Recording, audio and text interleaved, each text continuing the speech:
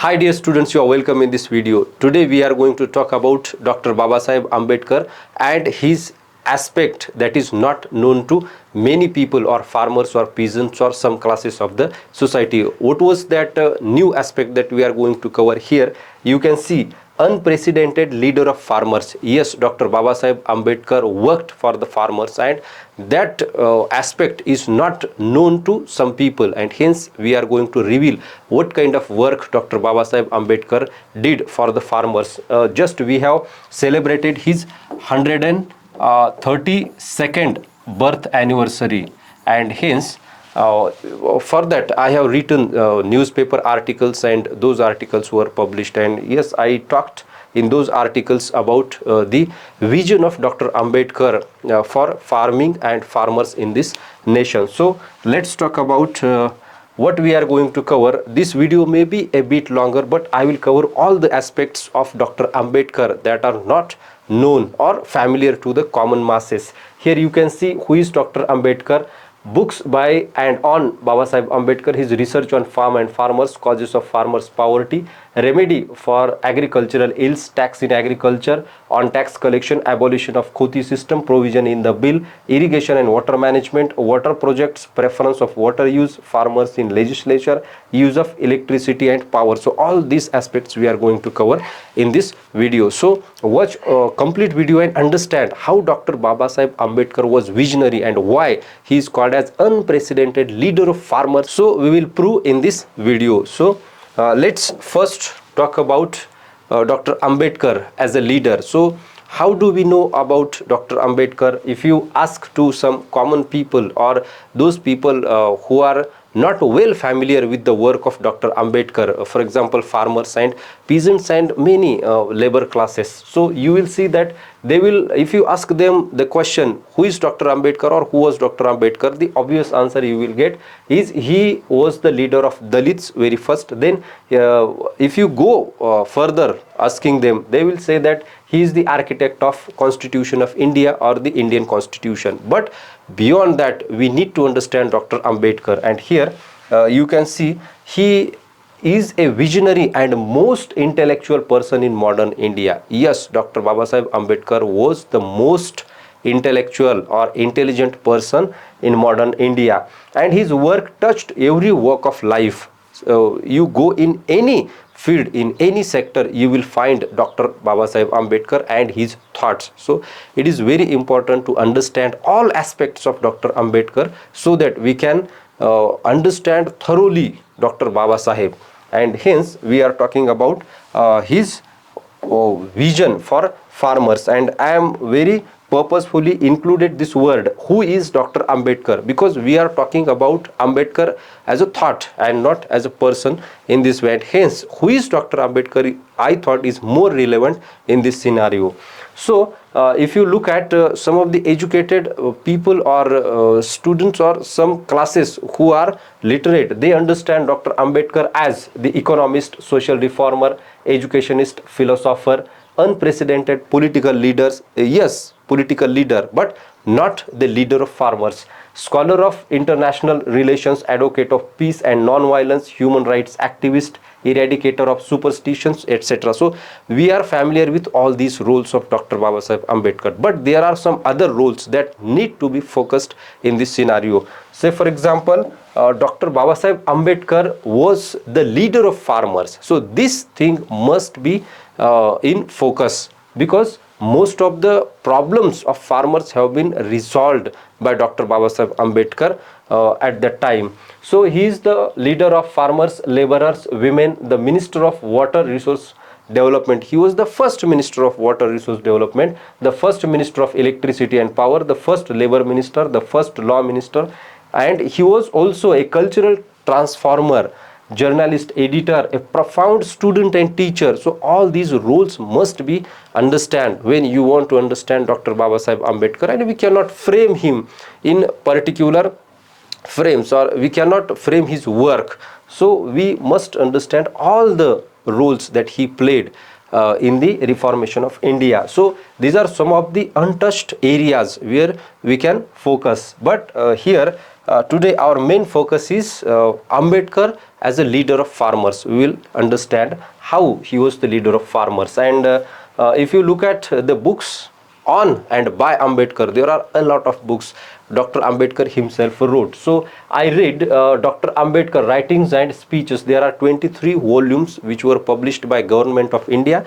and after it has been translated into many languages in the states. In Maharashtra too, the same volumes have been translated into Marathi, and you can see this type of works are available, and I have gone through all these works, and hence I thought that I must focus on Ambedkar as a leader of farmers.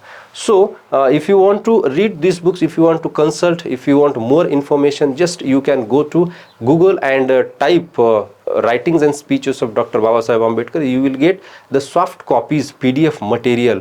All the books are available online. So this is published by Ministry of Social Justice and Empowerment, Government of India. He himself written a vast body of books. So you also can consult all those books. Thousands of books are written on Dr. Babasaheb Ambedkar, interpreting Dr. Babasaheb Ambedkar and his vision. Again, thousands of PhDs, MPhils and projects have been submitted to different universities or in the different universities on Dr. Babasaheb Ambedkar and his work. So we all can consult this material and understand Dr. Babasaheb Ambedkar. So if you, I would say that you need not to read all those books if you read these original 23 volumes, but for interpretation you need some reference books too. So these are the books written by Dr. Babasaheb Ambedkar and on Dr. Babasaheb Ambedkar. So there is a vast body of literature available. Now let's talk about his vision for farmers and how did he work for farmers. Very first we will talk about his research on farm and farmers. Now Dr. Babasaheb Ambedkar was such a person. He believed in study and he directly did not address any problem. He goes to the roots of that problem, how this problem arises and what are the causes of those problems. So at that time he conducted a survey in Bombay and Gujarat provinces, and there he drew out some conclusions, some points, and all those points, conclusions have been included in his article called Small Holdings in India and Their Remedies, and it has been published in Journal of Indian Economic Society, volume 1st, 1918. So this has been published, and this is a very crucial document for farmers and researchers because he talks about the very issues in Indian farming system or how Indian agriculture produces low product. So all these things he has been talked in that particular essay. So this is a very important essay, Small Holdings in India and Their Remedies. Now he talks about how small holding affects the productivity of agriculture. So he has given some reasons, specific reasons, and he was the first person who considered Indian agriculture as our great national industry. So this is very important, and he talks about agriculture as industry, so great national industry. Now you can look at his priority and how he wanted to prioritize the very agriculture in India so that the farm and farmers development could be achieved. So national industry was his first priority. And he compares in that particular essay with developed countries like UK, Canada, France, New Zealand, etc. How their farm produce and India's farm produce are, and what are the causes. So you can find this comparison too. So he was the leader who studied the problem of Indian agriculture minutely and come with some conclusions. So here he talks about what are the causes of farmers' poverty. Still Indian farmer remains in poverty. He works hard in his agri or in his farm, but he did not get the produce he wanted. What are the reasons for that? Very first reason he is stating that low agricultural produce. So we do not get enough from the farm, and why we do not get enough, he lists some of the reasons. Very first, fragmentation or division of land is a major problem in Indian agriculture because it again gives birth to latter problems in Indian agriculture. So he is talking about the fragmentation. Then labor issues, there are labor issues. Still today we find that there are labor issues in Indian farming. If you divide your land, you will have to provide a lot of capital in that land, again increased costs of labor and all those things he is talking. Waste of resources. If you divide land, if your land is fragmented, there are pieces. If there are 5 hectares of land and again it is divided into 5 pieces, 1 hectare, then you will have to use more resources, more labor, and the problems arises again. So waste of resources is one of the problem. Impractical to watch on crops. So you can see that how minutely he thinks about the Indian farm and farming. So it is impractical to watch on crops if you divide your land. Say for example 5 hectares is divided into 1 hectare. Again, what kind of problems occur there? There is the waste of boundary land. So division, again we use this division to mark a boundary. Again, in that marking we have to spend a lot of land, and again this becomes a problem in the agriculture. Lack of farm implements and cattle, still this problem we find, and issues in the use of technology. If your land is divided, then it is very we can say that small farmers cannot use tractors still today in their farm. So these kind of issues arises in the fragmentation or small holding. And he also provides some remedies to these things. What kind of remedies he is providing? So remedy for agricultural ills. Now I have directly taken this quotation from small holdings and their problem. You can look at that, small holdings in India and their problem. This book it is also available. Consequently, the remedy for the ills of agriculture in India does not lie primarily in the matter of enlarging holdings, but in the matter of increasing capital and capital goods. That capital arises from saving, and that saving is possible where there is surplus is a commonplace of political economy. It's very clearly he is stating that only small holding is not the problem, the fragmentation is not problem, but what is the problem? Problem is the increasing capital and capital goods in the farm. So if you are considering agriculture as the national industry, you must increase the capital and capital goods in that industry. So this is the basic thought he is advocating here. So here he is providing some of the remedies. We can understand. Very first, increase in capital and capital goods in the farm. So this is very important. Unless you increase the capital or the goods in farm, you cannot develop the farmers. It is very important. You cannot gain more produce from the farm. Industrialization of agriculture, as we have already stated that it is our national industry according to Dr. Babasaheb Ambedkar, but still we are not considering it as our national industry. So industrialization of agriculture is very important to uplift the farmers, to draw out the farmers from poverty line. Reducing the pressure on agri. So this point is very important. Again, these points are related to the pressure on agri. When Dr. Babasaheb Ambedkar was writing this article, there were more than 90% of Indian population directly based on the agriculture.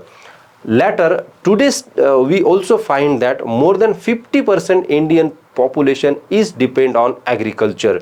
So reducing this pressure is very important. If there are 5 members in the family, 1 or 2 members should work on farm, or they should go to farm, they should farm, and remaining members should find some other job, some other kind of work, so that the pressure on agri can be reduced. Only 1 or 2 members in agri there should be. And he also talks about community farming. So in community farming you can have more produce. So this idea also we can find in the thoughts of Dr. Babasaheb Ambedkar. So other options other than farming must be tackled by farmers. If there are 2 sons, one son should work in the farm and other should work in the other field. Lessen the dependency over farming.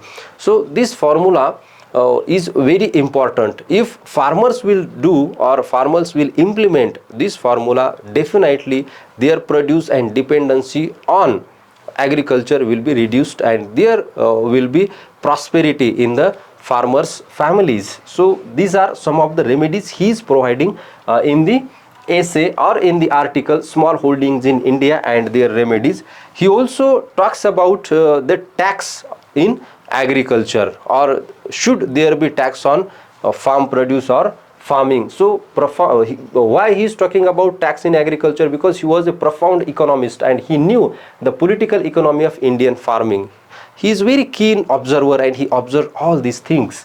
Article in the then Kesari. So at that time, an article is published in the then Kesari, imposition of tax on farms, and in that article it was stated that there should be tax on the farm, and immediately Dr. Babasaheb Ambedkar replied in written that if you want to impose tax on farm, what should be the criteria of imposition of that tax? He is talking that tax must be based on income from farming. So you can see his vision that he is talking about tax in agri, but in a different way. That he says that first you should calculate their income, how much they are gaining from the agri or how much they are gaining from the farm, and then you should think about the imposition of tax on the farm and farming. So this is a very revolutionary kind of thought, and still we find that we do not have any troublesome tax on the farms. Still in India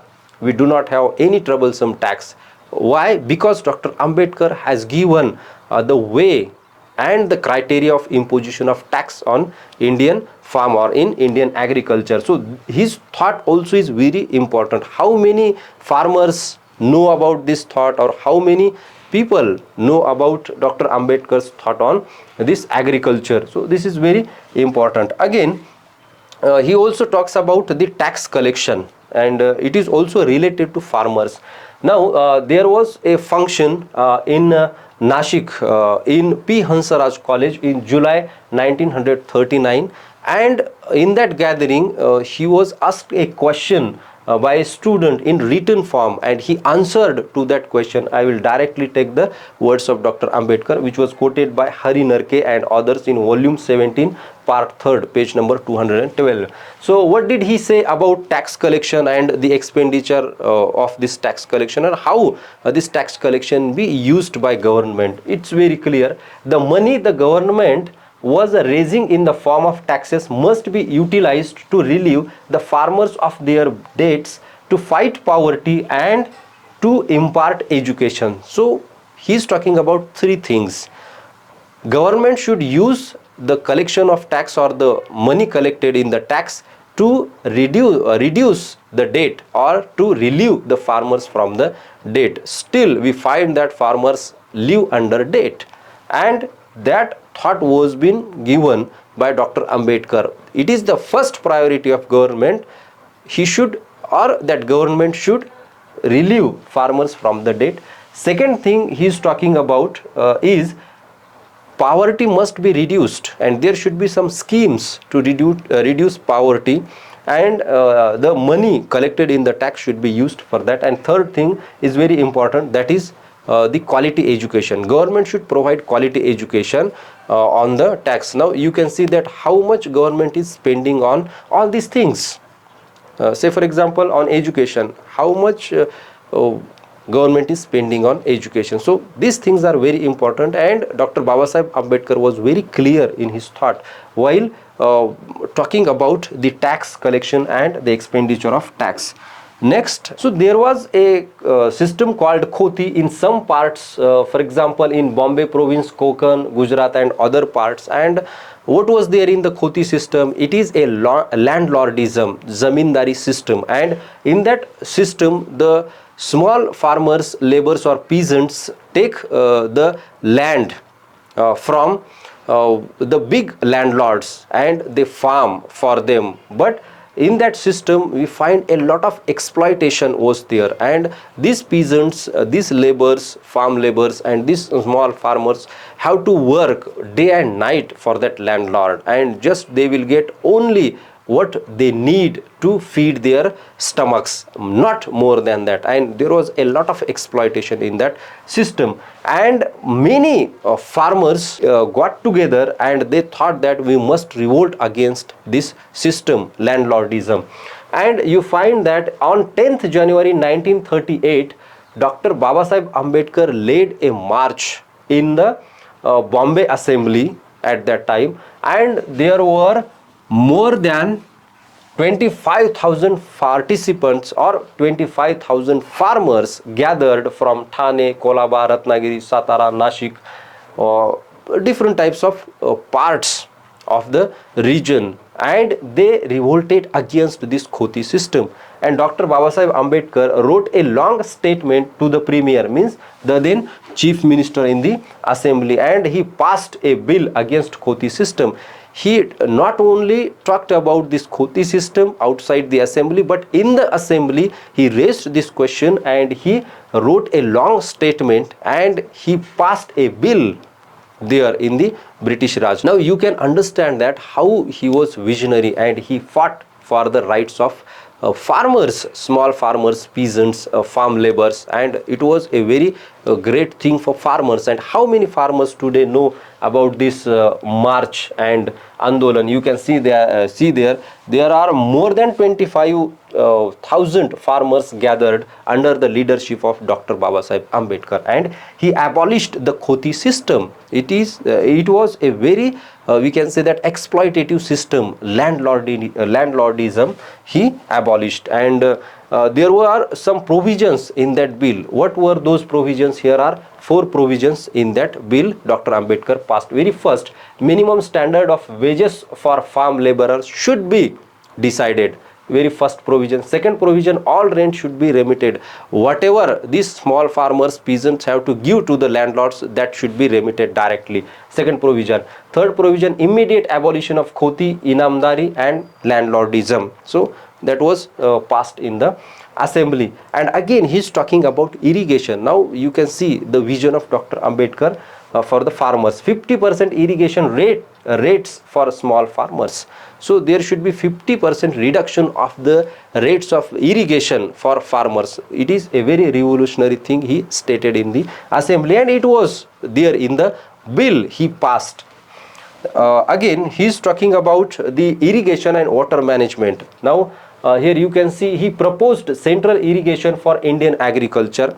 And today whatever we find the irrigation plants and water management, it is came directly through the thoughts of Dr. Babasaheb Ambedkar. Central Irrigation and Waterways Advisory Board, this has been established under the leadership of Dr. Babasaheb Ambedkar.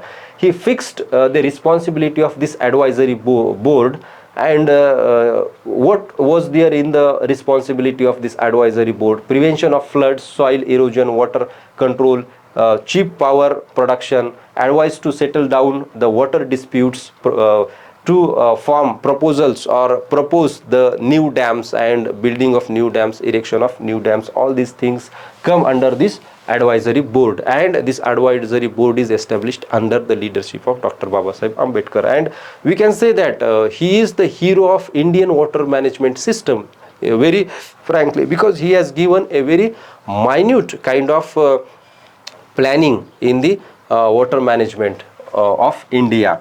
And today's water management policy is directly outcome of Dr. Babasaheb Ambedkar's thought.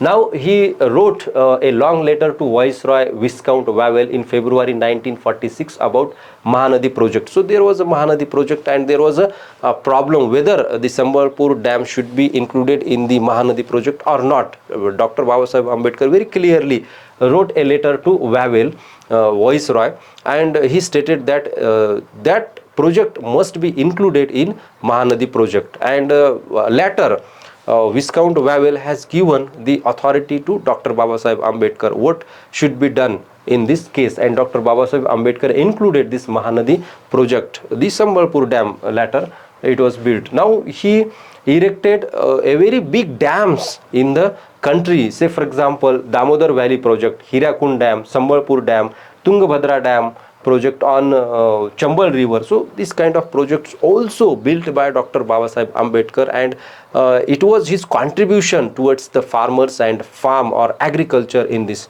nation, in this country. We must understand that. So these are some of the water projects he built in this country. And he also did not build these water projects, but he talked about, he have given some we can say that points of preference to the farmers or to the water planning of these dams. once these dams are erected, these dams are built, how the water should be used. So he has given guidelines. So very first he talks about water for irrigation of agriculture. This is the preference of water from the dam. Second, industry based on agriculture, second preference. Third preference, other use. Now you can see that how this preference has been given. The first preference Dr. Ambedkar gives to agriculture or farm. Second, the industry based on agriculture, and third for other use. Now you can see that how we are using the waters from dam, the water from dam.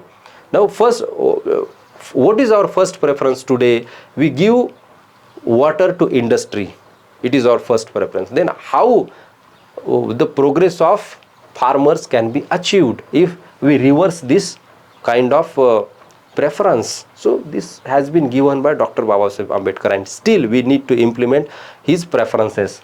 Now he also talks about the disputes between the states regarding the water distribution, and he resolved one of we can say that dispute between Hyderabad and Madras provinces or Madras government. At that time he himself went there and he met the authority and he resolved that dispute of the water distribution, and again he provides some guidelines to resolve this kind of dispute on water distribution. So this is for farmers. Now he also talks about the farmers must come in politics. Dr. Babasaheb Ambedkar thought about farmers in minute details. You can see how he is concerned with the farming and farmers in this country. So he talks, actually there was a gathering in Chipudun. Before 2000 farmers, he said that farmer's son must be the PM of India. Now you can look at this statement. It is a very revolutionary statement. According to Dr. Babasaheb Ambedkar, there is no one, there is nobody who can understand the problems, issues of farmers, and there is only those who understand the issues of farmers, that is they are only means farmers. So farmers understand their problems, and hence the farmer's son must be the PM of India. Still today we do not achieve this. We can say that the vision of Dr. Babasaheb Ambedkar, and according to him, sons and daughters of farmers must go in the legislature and frame policies accordingly.